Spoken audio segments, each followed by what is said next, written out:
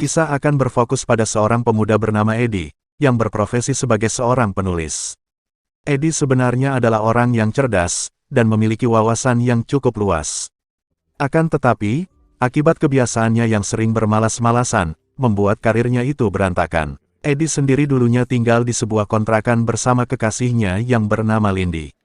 Namun dengan fakta Eddie tidak memiliki masa depan yang jelas dan hanya menjadi beban, membuat Lindy harus meninggalkan Eddie, agar Eddie bisa sadar bahwa hidup tidak hanya soal cinta, tapi harus ada uang untuk memenuhi kebutuhan setiap harinya. Dahulu setelah lulus kuliah, Eddie pernah melamar kekasihnya bernama Melissa, namun sayang akibat hidupnya yang tidak jelas, pernikahan mereka pun bertahan tak lebih dari 1 minggu. Saat Eddie pulang dengan perasaan yang terpuruk, tanpa disengaja, Eddie bertemu dengan mantan kakak iparnya yang bernama Vernon. Eddie Mora. You alright? You look like you're living on the streets. Vernon pun mengajak Eddie untuk ke warkop, kemudian Eddie menceritakan kisah hidupnya yang begitu terpuruk. Ditambah lagi, saat ini ia sedang kesulitan mendapat ide untuk membuat karya tulis. Mendengar kisah pilu Eddie, Vernon menjadi simpati, sehingga Vernon memberikan solusi untuk mengatasi masalah yang Eddie hadapi, yaitu memberi Eddie 1 butir pil transparan. Dia menjelaskan pil yang diberikannya itu adalah pil keluaran terbaru yang mampu merangsang reseptor otak, sehingga siapapun yang meminum pil itu, akan mampu mengakses seluruh kapasitas otaknya dan menjadi jenius. Pada awalnya Eddie menolak pil itu, karena Eddie tahu Vernon dulunya merupakan pengedar narkoboy, dan mengira pil itu merupakan obat-obatan terlarang.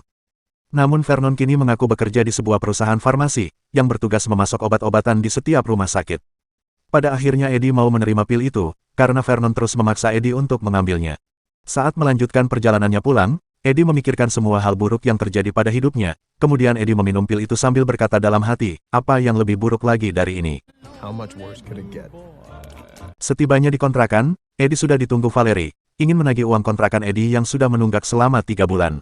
Saat Valerie terus mengomeli Eddie, pil yang diminumnya tadi tanpa diduga mulai bereaksi, yang mana pada saat ini, Eddie melihat sesuatu dengan pandangan yang sangat cerah, dan memiliki kepercayaan diri melebihi dirinya yang sebelumnya. Bahkan Eddie juga mampu mengingat dengan detil hal-hal kecil yang pernah ia lalui sebelumnya. Tidak hanya itu, Eddie juga dapat menjelaskan mengenai buku yang dibawa oleh Valerie, padahal dulunya Eddie hanya membaca sekilas isi buku itu. Mendengar penjelasan Eddie yang begitu detil tentang buku itu, tiba-tiba membuat Valerie berubah drastis, menjadi lebih tertarik mendengar kata-kata Eddie. Eddie juga membantu Valerie menyusun tugas kuliahnya, bahkan sampai-sampai membuat Valerie jatuh hati, dan melakukan hal yang indehoy. Saat masuk di kamar, Eddie melihat kondisi kamarnya yang begitu berantakan akibat tidak pernah dia bersihkan. Kemudian, Eddie dengan semangat dan tidak kenal lelah membersihkan kamarnya itu hingga menjadi bersih dan rapi. Tidak sampai di situ, efek pil yang diminumnya tadi mampu membuat Eddie menyelesaikan karya tulisnya hanya dalam waktu 2 jam saja. Namun ternyata, efek dari pil itu hanya bertahan 8 jam saja, karena di saat Eddie bangun tidur, dia kembali ke Eddie yang berjiwa pemalas dan tidak memiliki aura sama sekali. Beruntung selama reaksi obat itu bekerja, Eddie sudah menyelesaikan karya tulisnya, kemudian Eddie segera membawa karya tulis terbarunya itu ke pihak penerbit. Baru saja Eddie tiba di kontrakannya, pihak penerbit langsung menghubungi Eddie, bahwa pihak penerbit sangat terpukau dengan karya tulis Eddie kali ini.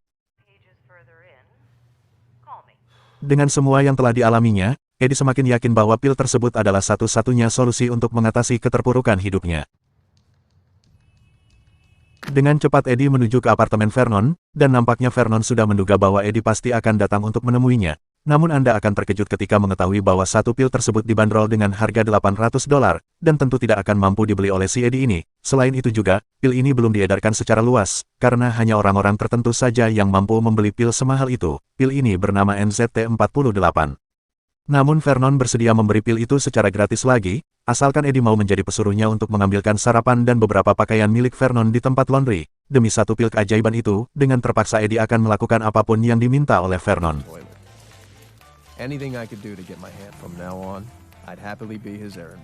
Namun, betapa terkejutnya Eddie saat kembali ke apartemen Vernon. Eddie mendapati Vernon telah tewas, dan kondisi apartemen Vernon yang berantakan.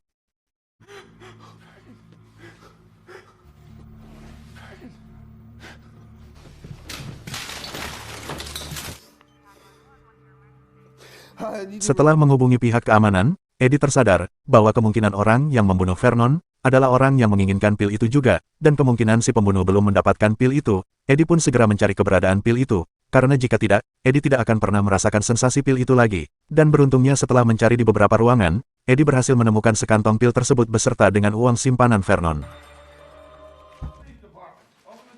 You guys tight, hang out a lot. Dengan satu pil keajaiban setiap hari, serta uang milik Vernon, hidup Eddie berubah drastis. Eddie mulai berolahraga, mencukur rambut, mengganti setel pakaiannya, bahkan mampu menyelesaikan 4 buku sekaligus dalam waktu 1 minggu saja. Selain itu, Eddie mampu menguasai banyak bahasa dan ilmu pengetahuan. Gaya bicara Eddie juga kini sudah tertata rapi hingga berhasil memikat banyak lawan bicara, termasuk seorang pengusaha muda yang bernama Kevin. Eddie ditawarkan kesempatan untuk bergabung di perusahaan saham Kevin, setelah kagum dengan potensi yang dimiliki oleh si Eddie. But mere lounging.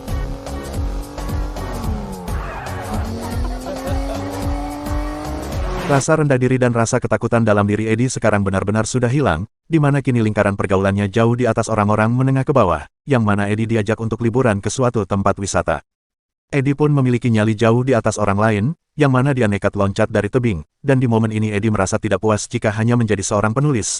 Eddie mulai mempelajari pasar saham dari buku dan internet yang mana seperti kita tahu jarang ada yang sukses besar dalam bidang tersebut, tapi dengan mengkonsumsi pil ajaib itu, Eddie pun berhasil meraih 30 jutaan setiap hari hanya dengan modal 11 juta saja. Karena dirasa ini masih terlalu lambat dengan modal awal yang terlalu kecil, Eddie pun pergi menemui seorang rentenir bernama Kennedy untuk meminjam uang. Good luck. Dengan meningkatkan dosisnya sebanyak 2 pil setiap hari, Eddie pun menggila dan berhasil menembus batas yang tidak bisa ditembus oleh orang lain, sehingga berita ini dengan cepat menyebar dan membuat Eddie menjadi pusat perhatian. Alhasil sekarang Eddie memiliki tabungan yang sangat banyak di akun rekeningnya, di mana kini dia kembali menemui Lindy sang mantan kekasih yang sempat meninggalkannya, hingga pada saat Eddie berbicara bahasa Italia dengan seorang pelayan, hal itu semakin membuat Lindy begitu sangat amat terkesima. Perubahan drastis yang dialami Eddie membuat Lindy kembali mencintai Eddie, di mana pada malam itu juga mereka berdua melakukan hal yang indehoy. Singkat cerita, pagi pun tiba, saat Eddie dan Lindy tengah berjalan-jalan, dari kejauhan seorang pria misterius memperhatikan gerak-gerik Eddie dengan tatapan tajam. Entah siapa orang ini, namun hal itu membuat Eddie sangat was-was dan juga risih. Kemudian Eddie diundang oleh Kevin, untuk bertemu dengan pemilik salah satu perusahaan saham, yang memiliki banyak investor. Orang ini, bernama Carvanlon. Not the visceral kind of spike you want in short-term hold. Percakapan pun berlanjut sembari mengantarkan Eddie pulang. Carvanlon memberikan sebuah catatan saham untuk dianalisa oleh si Eddie, dan lagi-lagi, Carvanlon dibuat kagum oleh si Eddie. Lantas Eddie diundang untuk datang ke kantornya pada esok hari tepat pukul 10 pagi. Well, you don't want to hear this from someone. Saat turun dari mobil, Eddie tidak langsung masuk ke kontrakannya, di mana efek dari pil NCT membuat Eddie ingin terus bergerak dan berjalan. Namun kali ini Eddie merasakan hal yang aneh, di mana dia tidak ingat sudah berjalan sampai di pusat kota, untuk kemudian dia kembali berjalan sampai tiba malam hari. Saat sadar Eddie sudah berada di sebuah klub malam.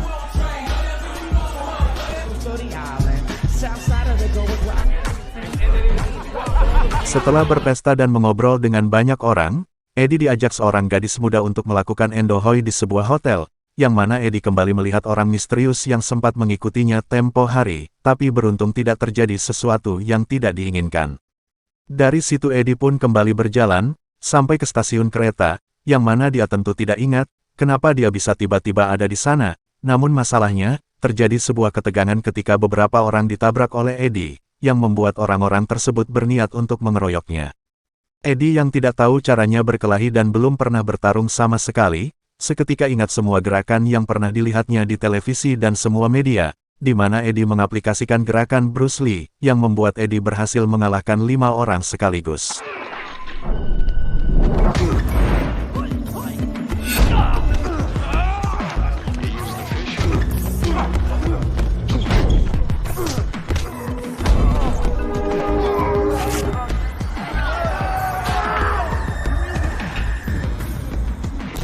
Setelah sadar, Eddie sudah berada di sebuah jembatan dengan keadaan lemas dan tidak bisa mengingat kejadian yang dialaminya semalam.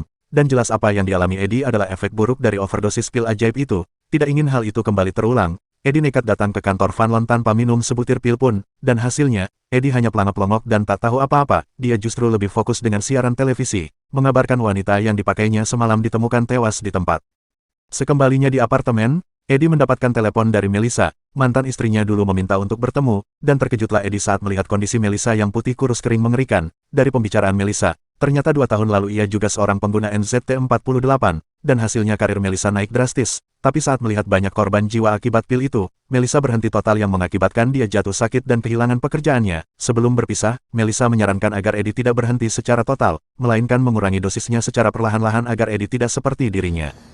Otherwise, the headaches are just the beginning. I have to go.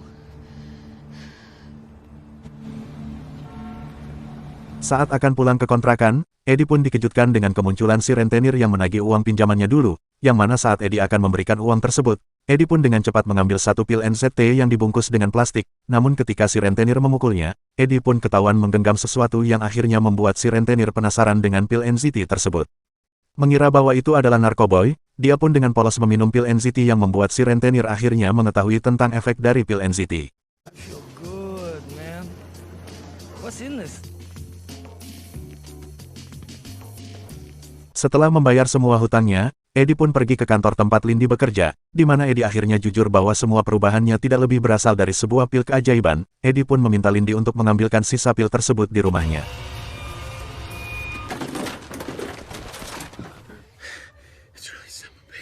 Untuk itu Lindy pun pulang ke rumah dan mengambil pil tersebut, yang ternyata masih cukup banyak untuk kemudian dia langsung naik taksi agar bisa secepatnya menolong si Eddie. Tak diduga, di tengah perjalanan Lindy diikuti oleh orang misterius yang pernah mengikuti si Eddie juga. Lindy pun berusaha kabur dari orang tersebut sampai tiba di sebuah taman kota. Oh God.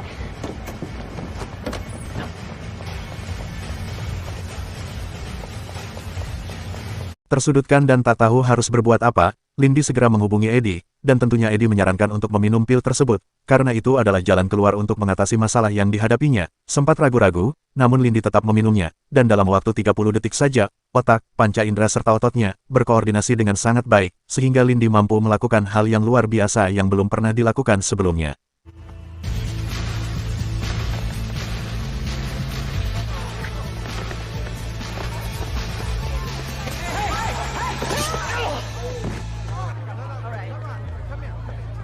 Berkat bantuan Lindy, serta dosis NZT yang dikurangi, Eddie kembali pulih seperti sedia kala.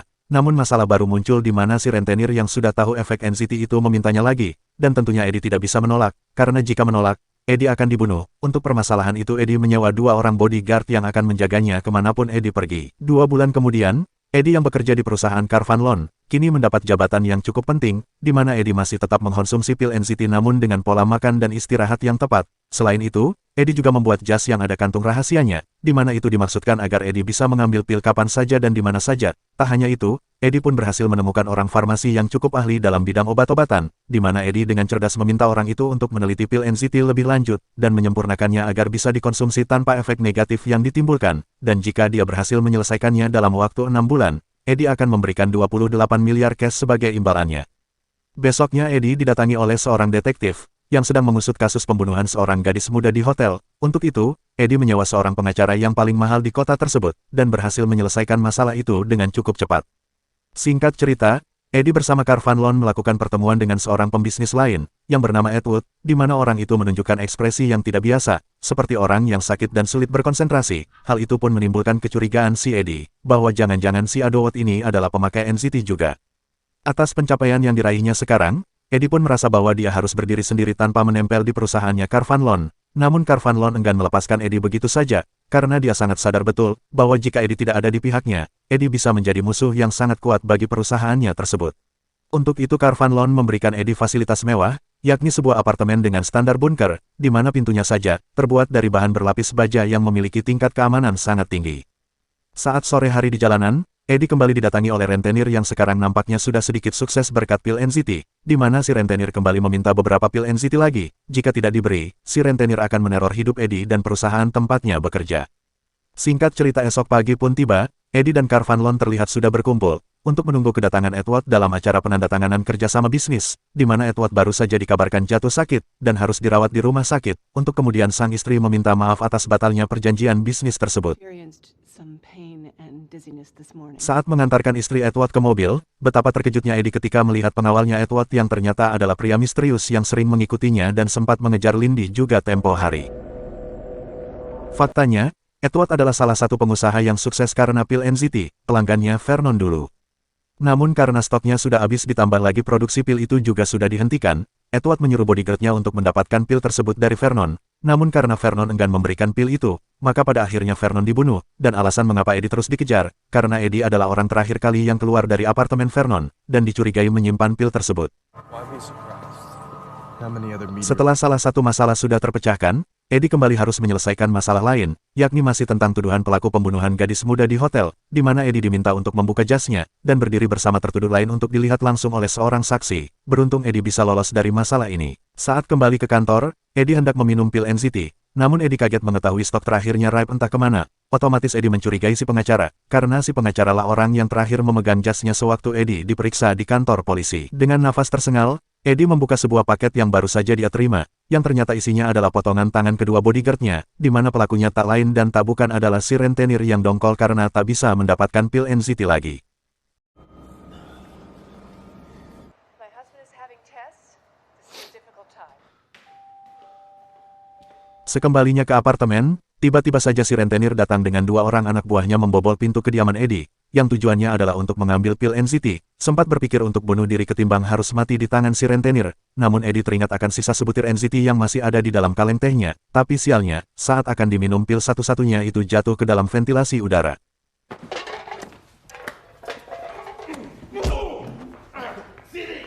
Sementara dua anak buahnya sedang menjebol brankas, si rentenir berniat akan menyiksa si Eddie, sembari memamerkan cara baru mengkonsumsi pil NZT agar lebih tahan lama. Di saat itulah Eddie mengambil sebilah pisau lalu menikam si rentenir hingga sakaratul maut.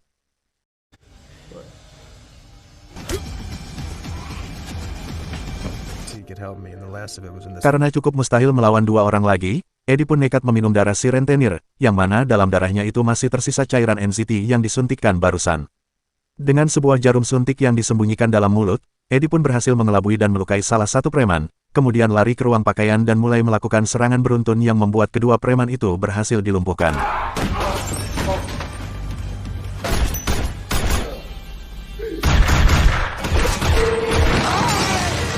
Sementara itu, Edward yang tidak mendapatkan asupan pil NZT akhirnya harus tewas, dan secara nekat Eddie menyewa pengawal Edward untuk membantunya merebut kembali pil NZT dari si pengacara.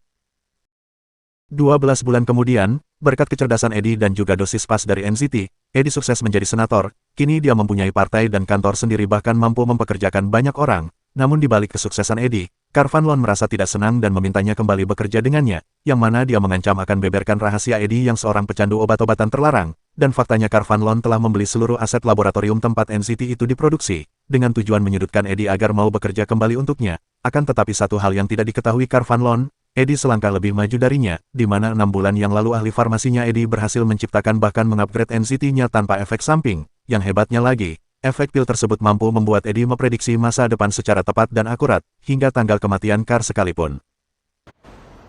But you would even think that shows me how unprepared you No are. idea what kind of enemy I That could be. van's gonna rear in that taxi. I'm 50 moves ahead of you and everybody else. Don't forget to vote. Jangan lupa untuk like, subscribe dan komen.